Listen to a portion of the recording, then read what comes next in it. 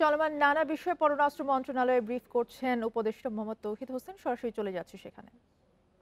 Bundle থাকলে প্রতি সেনমানিতে টাকা বাঁচবে।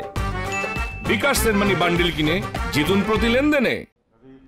যখন উপযুক্ত পরিবেশ সৃষ্টি হবে, যখন কোনো ইস্যুস থাকবে যেটা উচ্চতর পর্যায়ে সমাধান সম্ভব মনে করা হবে, তখন সভা হবে। মাননীয় উপদেষ্টা, আমরা যেটা বলছিলাম যে আপনি চুক্তিগুলো নাই বা আছে সেগুলো ক্লারিফিকেশন দিলেন।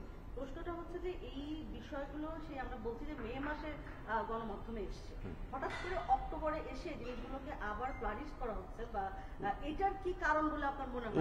এটা আসলে আমি বলতে পারবো না, কারণ এই জিনিসটা আমার চোখে পড়েনি আগে।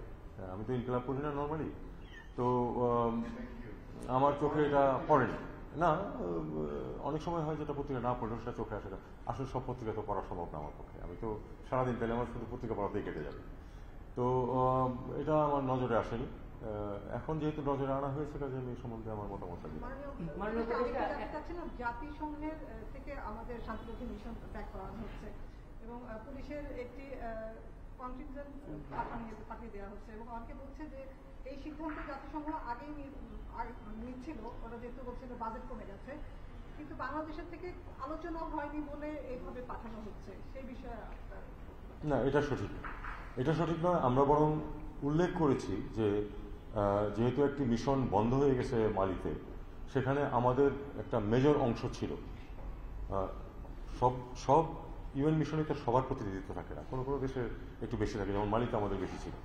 আমরা এই পয়েন্টটা বরং পয়েন্ট আউট করেছি তাদেরকে যে আমাদের ব্যাপারে যেন তারা এই বিষয়টা মনে রাখে যে অ্যাজ অফ টুডে 25% রিডাকশন যদি হয়, সেটা আমাদের ক্ষেত্রে হওয়া উচিত না 25%। এই জন্য যে অল্পদিন আগে একটা মিশন বন্ধ করে দেওয়ার কারণে আমাদের পার্টিসিপেশন কমেছে। তবে একটা কথা আপনাদেরকে বলে রাখি যে আসলে মার্কিন যুক্তরাষ্ট্র যেহেতু ফাইন্যান্স কমিয়ে দিয়েছে, কাজে এটা তাদের উপায় নেই না কমিয়ে। সেটা আমরা চেষ্টা করে যাচ্ছি যেন আমাদের ক্ষেত্রে সেই কমাটা যেন লেস দেন প্রপোর্শনেট হয়, আমরা সেই চেষ্টা করছি। আমরা জানি যে কার্গো ভিলেজে রূপপুর পারমাণবিক বিদ্যুৎ কেন্দ্রে 18 টন বৈদ্যুতিক সরঞ্জাম ক্ষতিগ্রস্ত হয়েছে। কালকে রাশিয়ার রাষ্ট্রদূত আপনার কাছে এসেছিলেন, এই ব্যাপারে কোনো আলোচনা হয়েছে কিনা? রাশিয়ার রাষ্ট্রদূত আমাদের সাথে আসেনি তো কালকে। ও আচ্ছা, হ্যাঁ, ওনার প্রশ্ন আগে নিয়ে ওনারটা নিয়ে তারপর সাম্প্রতিক সময় দেখা যাচ্ছে যে ফেসবুকে লাইভ করছে রাশিয়া থেকে বাংলাদেশি নাগরিকরা, এটা লাইভ করছে, তারা বিভিন্ন ধরনের ভিডিও দিচ্ছে যুদ্ধক্ষেত্র থেকে। এটা কি লিগালি কাজটা আছে কিনা একটা ব্যাপার আপনাদের নজরে আসছে? বিষয়টি আমার নজরে আসে, এবং আমার প্রসঙ্গ হচ্ছে সেটা হলো যে আমরা কাউকে ইউক্রেন অথবা রাশিয়ার পক্ষে যুদ্ধ করার জন্য অনুমতি দিচ্ছি না। আপনারা জানেন যে আমাদের দেশ থেকে প্রচুর মানুষ বিদেশে যায়, যেটা নিয়ে আমাদেরও সমস্যা আছে এবং অন্যান্য দেশের সাথে আমাদের সমস্যা হচ্ছে। সেটা হলো যে রেগুলার মাইগ্রেন্ট না যারা, অথবা কেউ যদি পড়াশোনা করতে যায় আর তারপরে সে যদি যুদ্ধক্ষেত্রে হাজির হয়, আমি তো তাকে ঠেকানো তো আমার পক্ষে কঠিন, যদি সে লোভে পড়ে বা অন্য কোনো কারণে গিয়ে হাজির হয়। আমরা শুধু দেখবো যে আমাদের কাউকে জোর করে পাঠানো হচ্ছে কিনা। যদি হয় তাহলে আমরা সেটা অবশ্যই অপোজ করবো, কিন্তু আমরা সেরকম কিছু পাইনি এখন পর্যন্ত জোর করে কাউকে পাঠানো হয়েছে।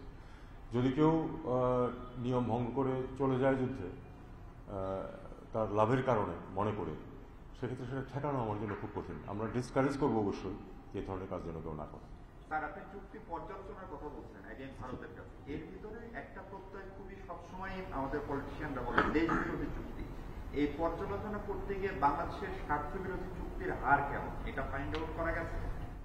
এটা খুব কঠিন বিষয় আমার মনে হয়। এটা তো প্রথম কথা হলো যে এক একটা চুক্তির বিষয় এক এক মন্ত্রণালয়ের অধীন, সেটার কতটুকু কোনটার ওয়েটেজ সেটা হলো এক প্রশ্ন, কতটুকু সেটা ক্ষতিকর হচ্ছে সেটা তারা বের করতে পারবে। তবে আমি একটা জিনিস বলি, সেটা হলো যে কোনো চুক্তি কিন্তু সবসময় এক ধরনের পর্যালোচনার অধীনে থাকে, এবং সেখানে যে সুযোগ থাকে সেটাকে চেঞ্জ করার বা সেগুলি আপগ্রেড করার, সেগুলি সবসময় করা হয়। এটা কিন্তু একটা চলমান প্রক্রিয়া। কাতারের মহামান্য আমির বাংলাদেশের রাষ্ট্রপ্রধানকে একটি সফরের আমন্ত্রণ জানিয়েছিলেন, সেই সফরটা মনে হয় হচ্ছে না। এর পরিবর্তে অন্য কোনো লেভেলে কাতারের সফর হবে কিনা কোনো